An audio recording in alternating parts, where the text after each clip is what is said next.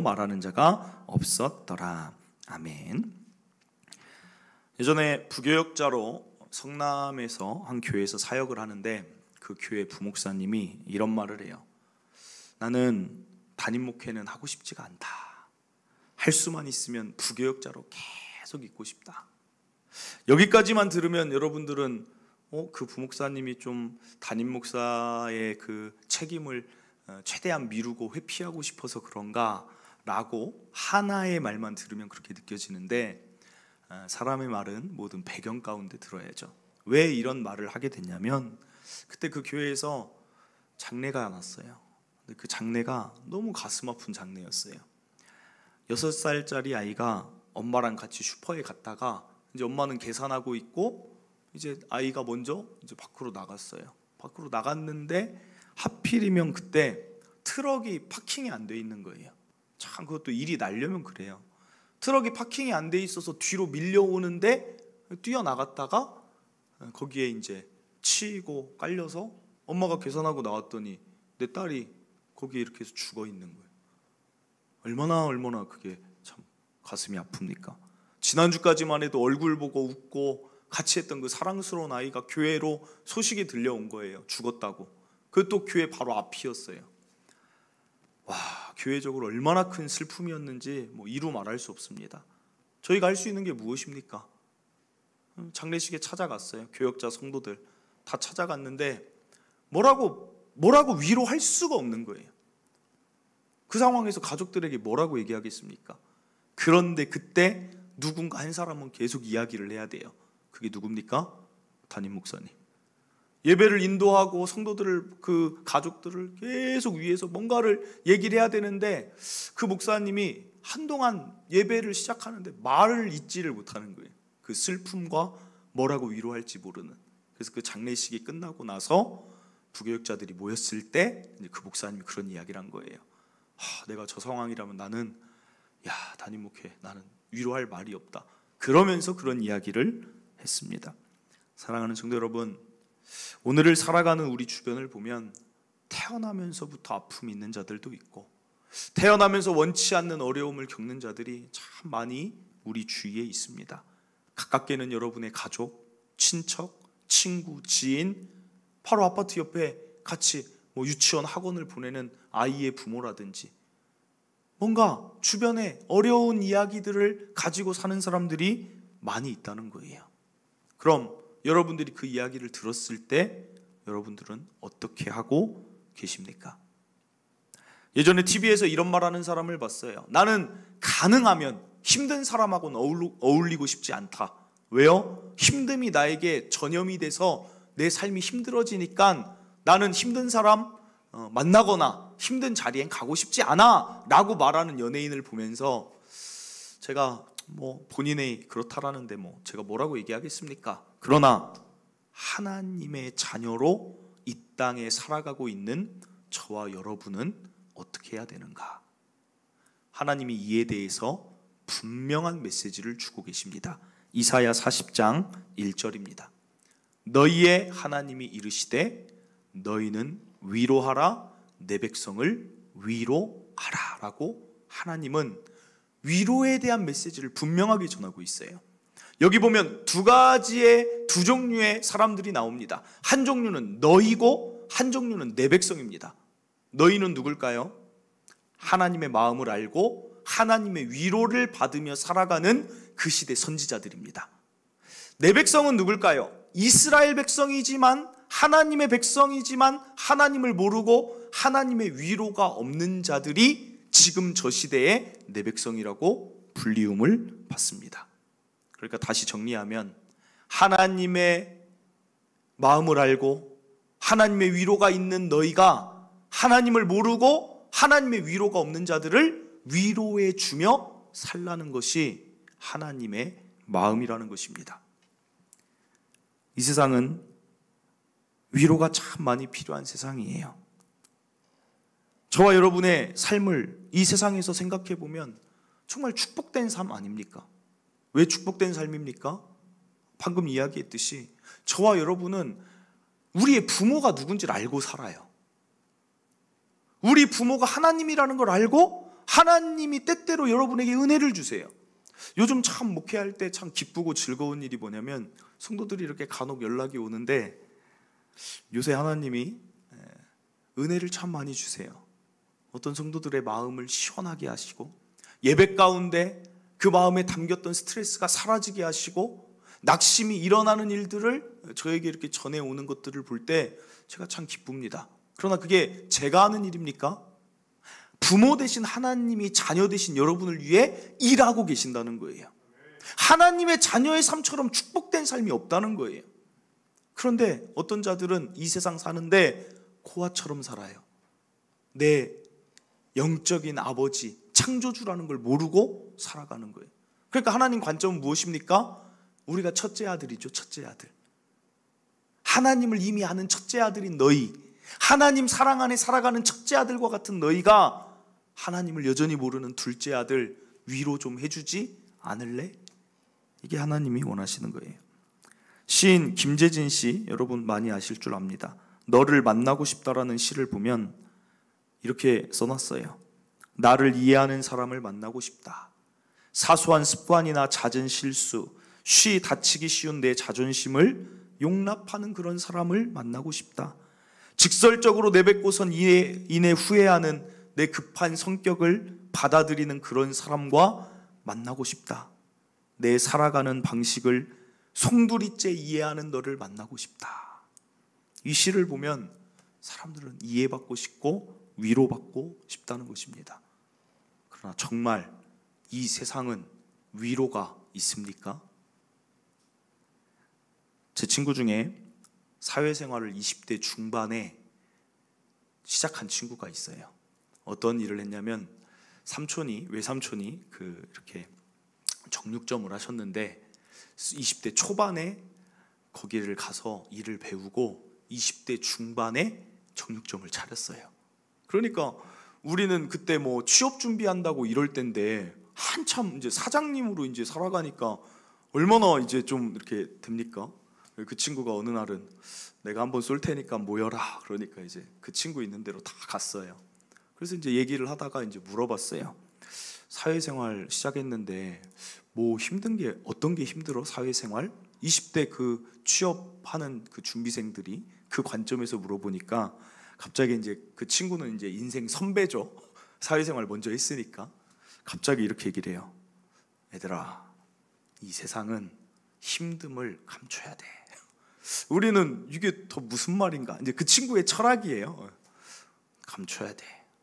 왜 이런 말을 하느냐 봤더니 힘들다고 내색을 비추면 거래처에 있는 사람이 납품하는 고기를 가져다 주는 사람이 그 정육점에 안 좋은 고기를 준다는 거예요.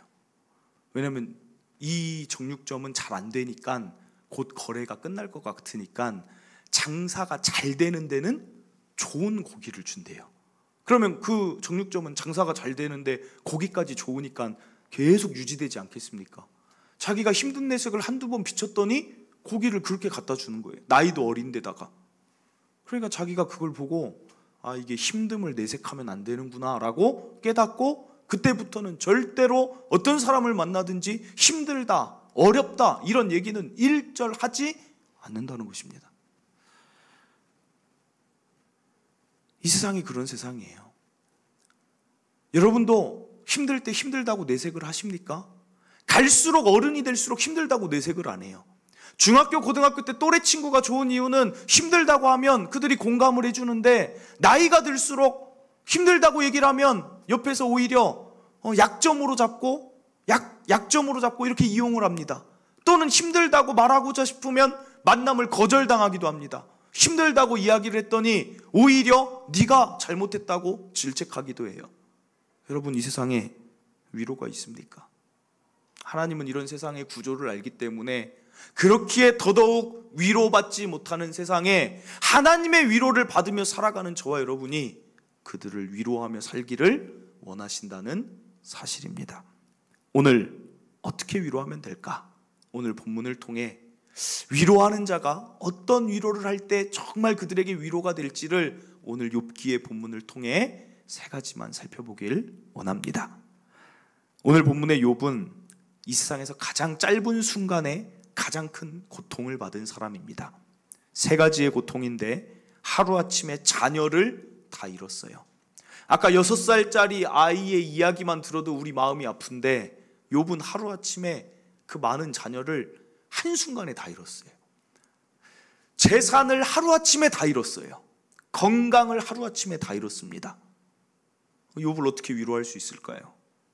그런데 오늘 본문 보니까 이 힘듦을 겪는 욥에게 이런 일이 일어납니다. 그때 욥의 친구 3사람이 이 모든 재앙이 그에게 내렸다함을 듣고 각각 자기 지역에서부터 이르렀으니 곧 대만 사람 엘리바스, 수아 사람 빌닷, 나아마 사람 소발이 욥을 위문하고 위로하려 하여 서로 약속하고 사람들이 찾아왔다는 거예요. 사랑하는 성도 여러분, 위로는 어떻게 하는 것이냐? 첫째, 찾아가는 것이 위로인 줄 믿으시길 바랍니다. 아까 장례식장에서 우리가 한 게 없어요. 그냥 찾아갔는데 그들이 위로를 받아요. 찾아간다는 것 자체가 힘이 있어요. 예수님이 이 땅에 오셔서 3가지 일, 3대 사역을 하셨는데 이렇게 기억하세요. 가전고라고 기억하세요. 가르치시고 전파하시고 고치는 일을 하셨습니다. 그러나 그 일의 근간, 베이스는 뭐냐? 찾아가서 가르치셨어요. 찾아가서 고치셨어요. 찾아가서 전파하셨습니다. 병든 자들이 있으면 언제나 예수님이 거기 찾아가셨어요. 장례식이 있으면 언제나 거기를 찾아가셨다는 거예요. 찾아가는 것이 위로의 첫 출발이라는 것입니다. 오늘 저와 여러분의 인생도 예수님이 찾아오셨기에 하나님의 위로를 받으며 산다는 것입니다. 전 오늘 말씀 들으면서 계속해서 여러분들 머릿속에 어떤 인물들이 떠올랐으면 좋겠어요. 어떤 인물입니까? 위로받지 못하나 위로가 필요한 자들이 여러분의 머릿속에 맴돌면서 오늘 설교를 들었으면 좋겠습니다. 여러분이 바쁘신 것 압니다. 그러나 우리는 그리스도인이에요. 예수님 따라 사는 게 저와 여러분의 삶 아닙니까? 예수님이 어디까지 찾아오셨습니까? 약하고 위로가 필요한 우리를 위하여 저 하늘에서 이 땅까지 찾아오셨는데 저와 여러분은 그리스도 따르는 자인데 어디까지 지금 찾아가고 계십니까? 이것도 예수님이 어디까지 찾아가야 되는지를 성경에 분명히 알려주고 계십니다. 여러분의 가까운 가족, 친구, 지인, 아픔을 당하면 여러분 언제나 찾아가십니다. 그러나 예수님은 어디까지 우리에게 요구하시냐? 바로 사마리아까지 찾아가라고 명령하십니다. 사마리아는 유대인들이 가기 싫어하는 땅입니다. 왜냐하면 사마리아는 북이스라엘의 수도였는데 BC 722년에 아수르에게 멸망당할 때 아수르가 민족 이주 정책을 펼칩니다. 다른 나라 사람들을 사마리아에 오게 하고 사마리아의 유대인들을 다른 곳에 보내서 서로 섞습니다. 왜냐하면 민족성을 없애기 위해서. 그러니까 남유다 사람들, 예루살렘 사람들은 사마리아를 떠올릴 때마다 너희는 하나님 자녀 아니다. 너희는 이미 섞여 있다. 너희는 정통이 아니기 때문에 이방인이다라고 지목하는 거예요. 그러니까 마음에 상처가 있죠. 아니 우리도 하나님 자녀라고 생각하는데 우리 조상 때문에 했던 일들이 나는 하나님의 자녀가 아니다. 유대인들이 보면 무시합니다. 경멸합니다. 상처가 있어요. 그런데 예수님이 사마리아 땅을 찾아가신다는 거예요. 이게 보여주는 게 무엇입니까? 사도행전 1장 8절에 아예 넣어놓으셨어요. 오직 성령이 너희에게 임하시면 너희가 권능을 받고 예루살렘과 온 유대와 사마리아와 땅끝까지, 여러분 가기 싫어하는 그곳, 여러분과 사이가 좋지 않은 그 가족들, 여러분의 사마리아는 어디입니까? 난 정말 이 사람만큼은 위로하고 싶지 않아. 나랑 정말 친하지 않는 직장의 사람들, 하나님은, 예수님은 거기까지 가라는 거예요. 그게 진짜 그리스도인의 위로라는 것입니다. 베드로가 예수님을 저주하고 부인했는데 그럼 누가 찾아가야 됩니까? 베드로가 예수님 찾아가야 돼요. 그런데 베드로는 예수님 찾아가지 않아요. 예수님이 베드로를 찾아갑니다. 그래서 그를 다시 품어주고 그를 위로할 때 베드로가 변화가 있어요. 그리스도의 다름을 언제 보여주시겠습니까? 저와 여러분은 세상과 구별되어 살아가는 자라는데 언제 그리스도의 다름을 나타낼 수 있습니까? 사마리아 땅에서 우리 그리스도인의 빛이 드러나는 것입니다. 오늘 제가 아까 떠올려 보라고 했을 때 여러분들은 가까운 자들을 떠올렸을 게 분명합니다. 그러나 한 가지 더 떠올려야 될 대상은 누굽니까? 여러분을 힘들게 했던 자, 여러분을 아프게 했던 자, 여러분과 별로 관심이 없어 보이는 그런 자들까지도 여러분이 찾아갈 때 그리스도의 사랑이, 위로가 그들에게 임할 줄 믿습니다. 이어서 살펴봅니다. 욥의 친구들이 13절에 무엇을 했는가 봤더니 밤낮 7일 동안, 욥기 2장 13절입니다. 밤낮 7일 동안 그와 함께 땅에 앉아 있었다. 그냥 7일 동안 함께 있었다는 거예요. 기억할 둘째, 위로는 함께 해주면 그게 위로입니다. 6살 아이 그 가슴 아픈 장례식이 끝났는데 그 가족들이 안 믿는 가족까지 교회를 다 찾아온 거예요. 어떻게 안 믿는 가족들이 이렇게 교회까지 왔나? 인사하러 온 거예요. 너무나 큰 어려움을 당했는데 교회 사람들이, 교역자들이 함께 해준 게 너무 감사합니다라고 인사를 하는 거예요. 왜냐면 정말 그래요. 교회장으로 3일 치르면 첫째 날 장례 났다는 소식 들으면 그날 저녁에 성도들과 교역자들이 가서 위로 예배 드립니다. 둘째 날 오전에 뭐 합니까? 입관 예배 드려요. 입관 예배 가서 예배 드리고 그 둘째 날 오후에도 저녁에 가서 위로 예배 드려요. 셋째 날 발인할 때 장례식장 가서 발인 예배 드리고 장지까지 가든지 화장터라면 화장터까지 같이 가서 그곳에서 마지막 예배를 드려요. 그래서 교회장으로 치르면 3일 내내 함께 합니다. 그러니까 성도들이 다 함께 해주고 자기의 일들이 있지 않겠습니까? 그런데도 그때 같이 해주는 거예요. 교역자들 자신들이 해야 될 일이 있지만 그것은 따로 다른 시간에 해도 그 시간에 꼭 가서 함께 해주니까 위로를 받는다는 것입니다. 사랑하는 성도 여러분, 사람이 힘든 이유 중에 하나는 혼자라고 여겨지면 그때가 정말 힘들어요. 그러니까 하나님이 야곱과 같은 경우도 혼자 베델에 있을 때 하나님이 찾아와 주시는 거예요. 내가 너와 함께한다? 그러니까 위로를 받아요. 다윗이 도피할 때, 혼자 도피할 때 꺼이꺼이 웁니다. 하나님이 함께해 주세요. 내가 함께한다. 아브라함이 본토 친척 아비의 집을 떠나 혼자 가는데 외롭습니다. 힘듭니다. 그때 하나님이 함께 하시는 거예요. 하나님이 혼자라는 건 힘들다는 걸 알기 때문에 함께함이 위로라는 것을 성경을 통해 계속 보여줍니다. 그러므로 어렵게 생각하지 마세요. 내가 세상에 누군가를 따뜻하게 해주고 살만하게 해준다는 것이 어려운 방법이 아닙니다. 그냥 찾아가서 함께 울고 있으면 손잡아주고 같이 울어주면 그 자체가 위로가 된다는 것, 오늘 저와 여러분이 꼭 기억하시길 바랍니다. 삭개오가 왜 변했겠어요? 아무도 삭개오 집에는 찾아온 적이 없어요. 세리라고 무시해요. 키가 작은데도 뽕나무에 거기 올라가서 볼 정도로 배려가 없습니다. 그런데 예수님이 뭐라고 하세요?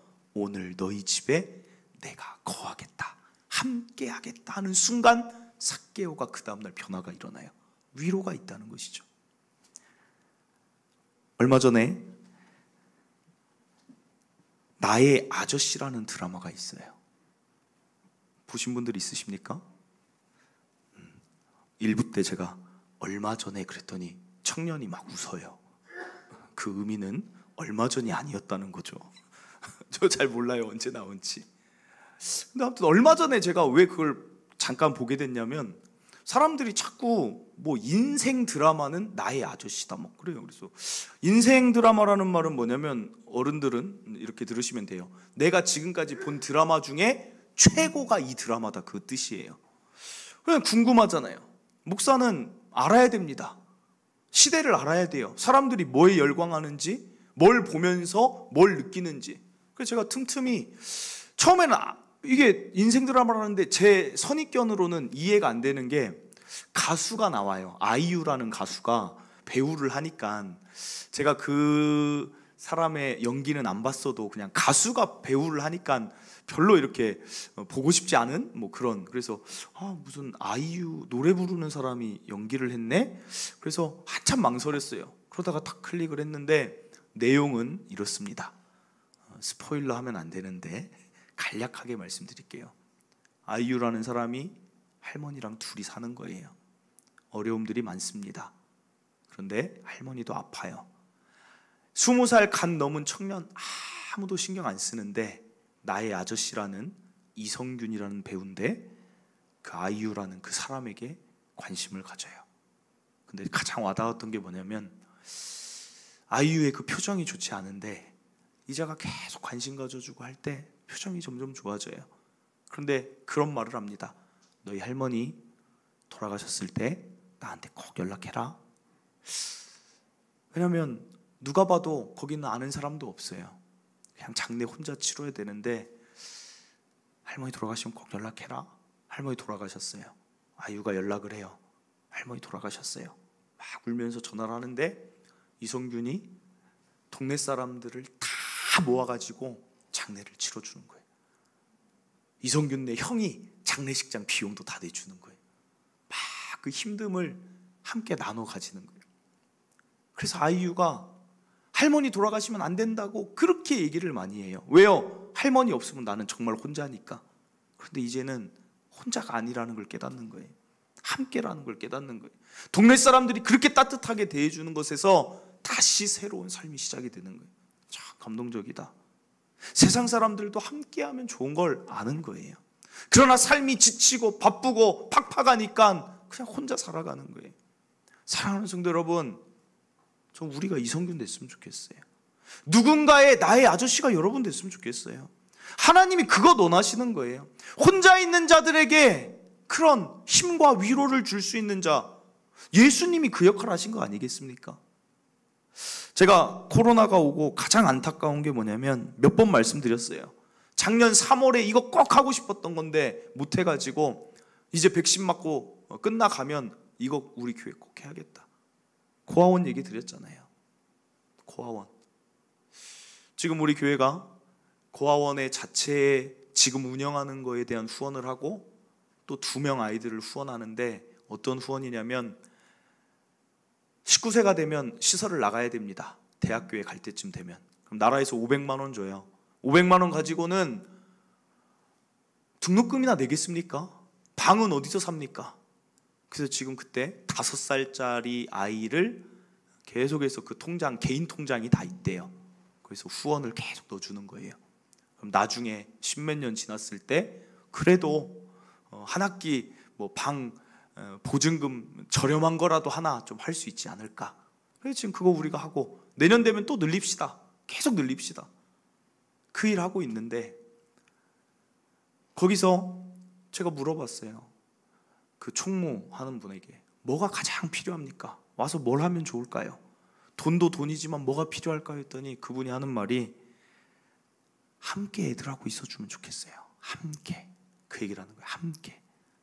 애들이 교사 1명당 3명을 양육을 하니까 우리 집안에서 여러분들이 아이 하나 데리고 있어도 손이 많이 가는데 3명이니까 애들이 스킨십이 부족해요. 그게 결국은 애정 결핍으로 이어지는 거예요. 아무리 울어도 1명이 어떻게 3명을 다 컨트롤할 수 있겠어요?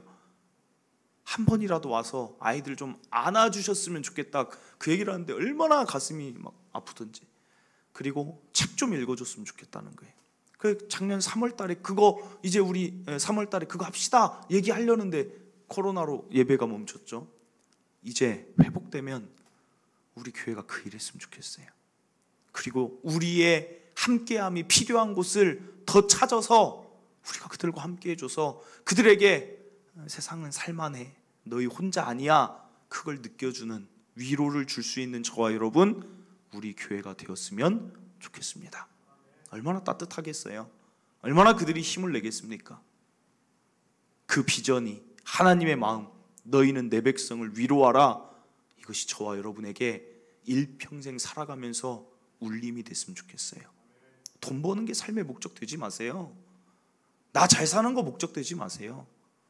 나를 통해 누가 같이 잘 살아가는 것이 저와 여러분의 비전이었으면 좋겠습니다. 마지막입니다. 13절 볼게요. 밤낮 7일 동안 그와 함께 땅에 앉았으나 욥의 고통이 심함을 보므로 그에게 한마디도 말하는 자가 없었더라. 오늘 본문까지 욥은 분명 위로를 받았을 겁니다. 우리 욥기 잘 알죠? 욥의 위로가 끝난 시점이 언제냐? 친구들의 침묵이 깨진 순간이에요.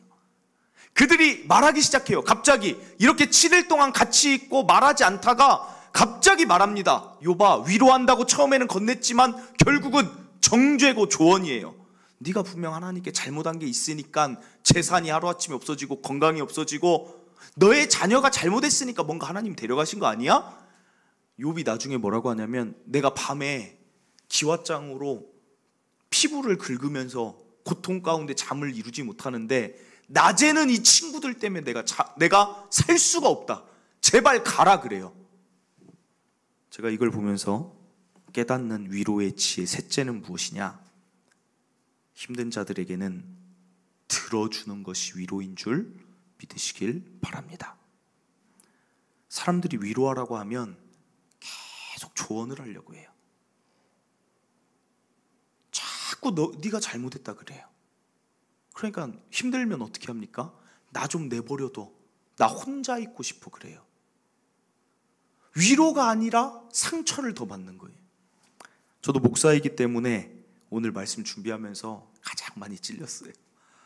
성도들이 오면 위로해주고 싶어서 하다 보면 자꾸 조언이 되고 하나님 말씀에 뭐 성경에 네, 이거 그쳐야겠다. 힘들 때는 들어주면 돼요. 제가 이전에 캐나다에 잠시 있을 때 한인교회에서 만난 형이 있는데 아직도 그 형 이름을 제가 외워요. 17년 전에 갔는데 왜 그 형의 이름을 기억하느냐? 내가 말씀을 준비하면서 그 형이 딱 떠오른 이유가 뭐냐면 그 형이 말을 재밌게 해서 떠오르는 것도 아니에요. 그 형이 저한테 뭔가 선물을 좋은 걸 사주거나 밥을 잘 사준 것도 아니에요. 그 형이 뭔가 뭐 잘생겨서 매력적이고 남자들의 선망의 대상도 아니에요. 그런데 그 형이 아직도 제 머릿속에 기억나고 이름이 생각나고 따뜻한 기억으로 남는 이유가 뭐냐면 그 형은 늘 하는 말이 있어요. 이렇게 말해요. 늘. 그 형의 그냥 그 핵심 단어예요.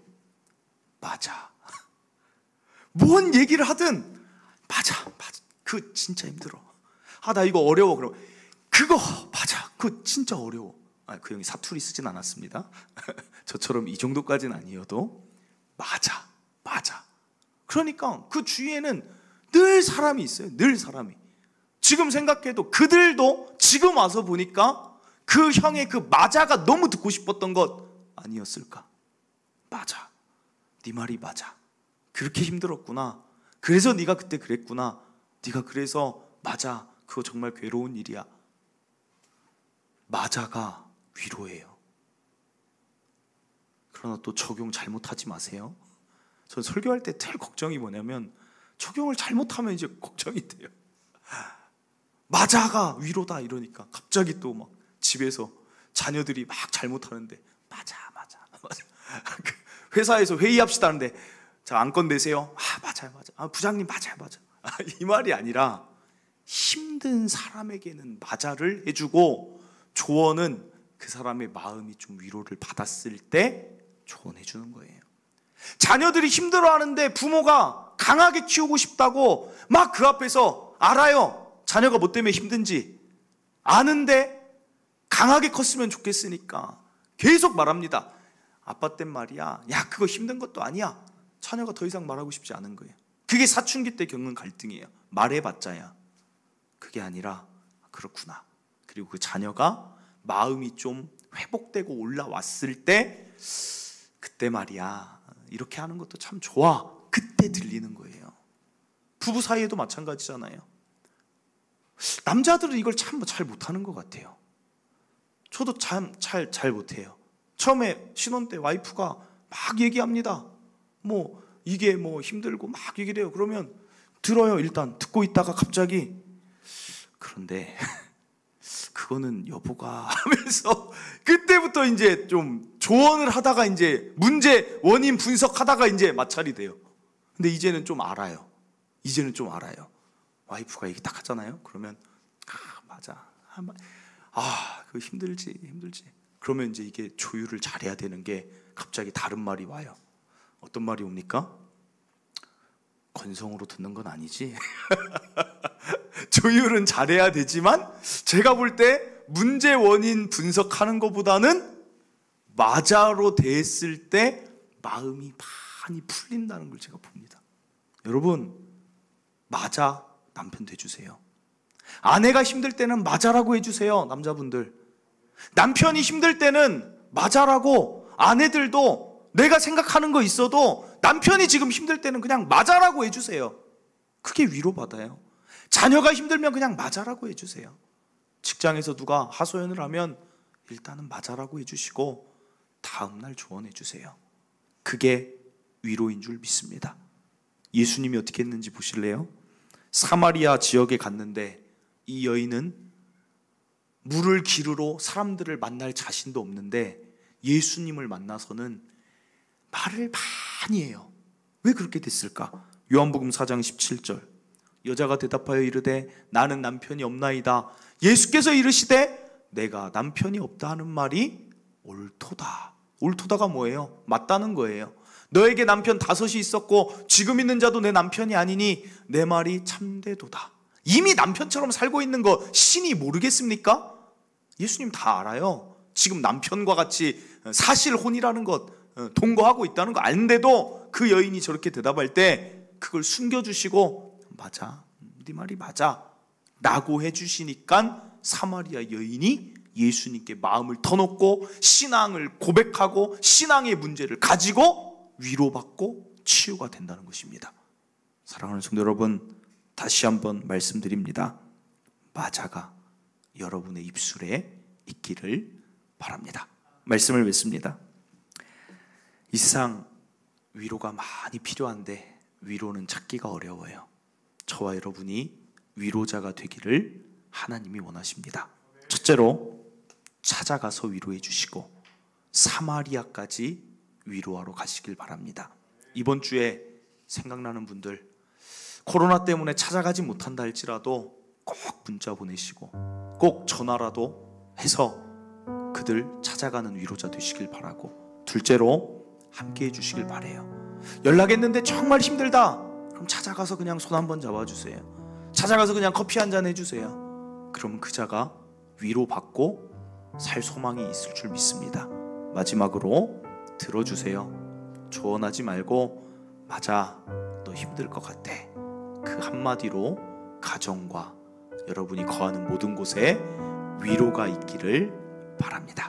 이 시간 우리 찬양하고 말씀 붙들고 기도할 텐데, 이 찬양 부를 때 그 힘든 사람들이 좀 떠올랐으면 좋겠어요. 하나님, 내가 기도하겠습니다. 그 사람 찾아가겠습니다.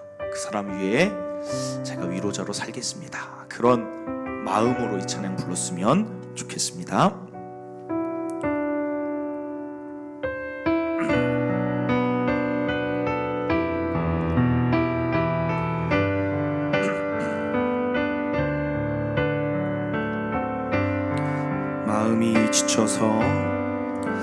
마음이 지쳐서 기도할 수 없고 눈물이 빗물처럼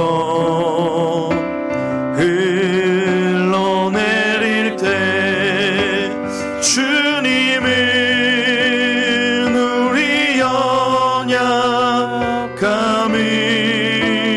아시고 사랑으로 인도하시네.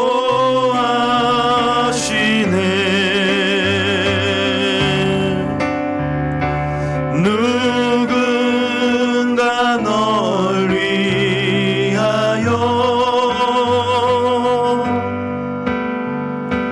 누군가 기도하네.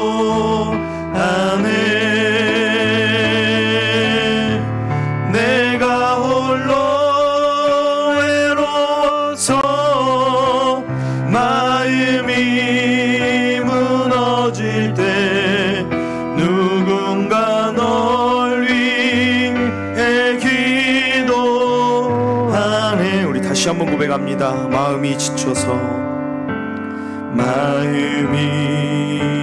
지쳐서 기도할 수 없고 눈물이 빗물처럼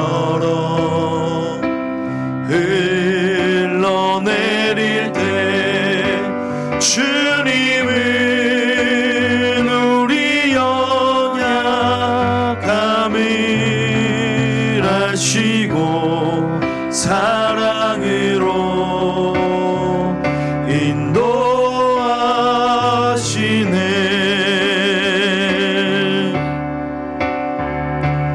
누군가 널 위하여 누군가 기도하네.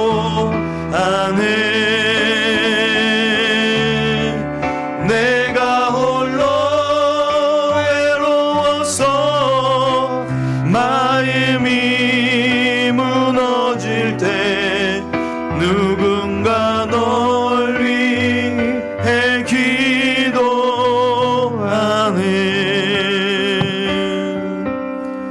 아멘. 사랑하는 성도 여러분, 우리 세상은 마음이 지친 자들이 참 많이 있습니다.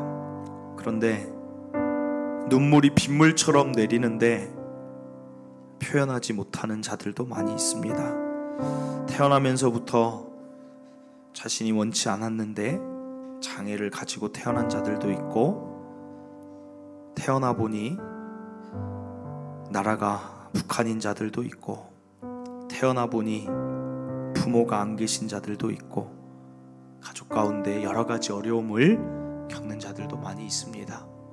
하나님은 그들의 눈물을 하나님도 닦아주시지만 저와 여러분이 닦아주시기를 원하십니다. 너희는 내 백성을 위로하라. 우리 주변에도 많이 있지 않습니까? 지금 떠오르는 자들, 가족 중에 정말 힘들어하는 우리 가족, 내 지인 중에 힘들어하는 지인들, 그들에게는 저와 여러분의 위로가 필요합니다. 우리 이번 주는 한번 찾아갔으면 좋겠어요. 함께 했으면 좋겠습니다. 들어줬으면 참 좋겠습니다. 그들을 떠올리며 내가 가겠습니다. 하나님이 그들도 위로하여 달라고 기도하시고, 또 한 가지 기도가 있습니다. 그것은 오늘 이 말씀을 들으면서도 여러분의 말씀, 여러분의 생각 가운데 그 어떤 누구도 떠오르지 않는다. 그것은 여러분 위해 기도하셔야 됩니다. 여러분의 마음이 그만큼 힘들다는 거예요. 여러분의 삶의 여유가 그만큼 없다는 것입니다. 나의 삶밖에 보지 못하는 삶이라는 것입니다. 주변이 어떤 상황이든 볼 눈이 없다는 거예요. 나의 삶을 불쌍히 여기세요. 하나님, 위로하는 자로 내가 살아야 되는데 하나님의 위로가 있음에도 불구하고 다른 사람을 위로할 수 없는 나의 이 마음을 불쌍히 여기시고, 내 삶의 여유 없음을, 시간 없음을 불쌍히 여기셔서 나를 위로자로 더 살 수 있도록 나의 삶을 위로하여 달라고 그 기도가 있기를 바랍니다. 우리 주여 한번 외치고 다른 사람을 위한 기도, 나를 위한 기도 하기를 바랍니다. 기도하겠습니다. 주여, 하나님 아버지 감사합니다. 이 세상에 우리를 위로자로 세워주심에 감사를 드립니다. 하나님, 위로하는 삶이 더 축복된 삶입니다. 누군가를 위로할 수 있고 아버지 누군가에게 찾아갈 수 있다는 것이 축복입니다. 주는 자가 받는 자보다 복됩니다. 하나님, 우리가 그런 삶을 살게 하여 주시옵소서. 우리의 찾아감이 누군가를 살렸으면 좋겠고, 우리의 함께함이 누군가가 힘을 얻었으면 좋겠고, 하나님 우리 때문에 아버지 누군가가 살 소망을 얻었으면 좋겠습니다. 하나님, 일하여 주시옵소서. 위로하는 자로 내가 살아가게 하여 주시고, 특별히 내 마음에 위로할 마음이 전혀 없다라면 나를 위로하여 주시옵소서. 내 마음에 여유 주시고 내 마음에 시간 주시고, 하나님 나의 모든 삶에 하나님의 여유가 있게 하여 주시고 위로가 있게 하여 주셔서 위로하는 삶을 살아갈 수 있도록 우리 성도들을 삼아 주시옵소서. 이 교회도 또 위로하는 일을 더욱더 하게 하여 주시옵소서. 아프고 방황하고 힘들고 지친 자들 우리 교회가 찾아가겠습니다. 우리 교회가 함께 하겠습니다. 우리 교회가 들어주겠습니다. 우리 교회를 통하여서 하나님 그 일을 이루어 주시옵소서. 아버지 일하실 하나님을 기대합니다. 이번 한 주 하나님 도와 주시옵소서. 우리 때문에 일어나는 일들 있을 줄 믿습니다. 아버지 감사합니다. 하나님, 이 세상엔 참 지치고 힘든 자들이 많이 있습니다. 위로가 필요한데 우리는 과연 너희는 내 백성을 위로하라고 말씀하신 하나님의 말씀을 따르고 있는지, 예수님이 우리를 찾아와 주시고 함께 해주시고 들어주셔서 우리가 얼마나 위로를 많이 겪는데, 사실은 그 위로는 누군가에게 우리가 나아가기 위해 하나님이 먼저 나를 위로하시는 것인데, 내 삶에 아무런 일이 없다라는 것은, 내 삶이 형통하고 즐겁다라는 것은 그 형통을 가지고 누군가를 채우라는 하나님의 메시지인데, 하나님 나만을 채우고 있진 않았는지 하나님 나를 돌아봅니다. 하나님 내 주위를 돌아볼 수 있는 여유가 있게 하시고 내 주변 사람들을 일으킬 수 있는 삶으로 내가 살아가게 하여 주시옵소서. 그리하여 나라는 한 사람을 통해서 수많은 자들이 살만한 세상 되게 하여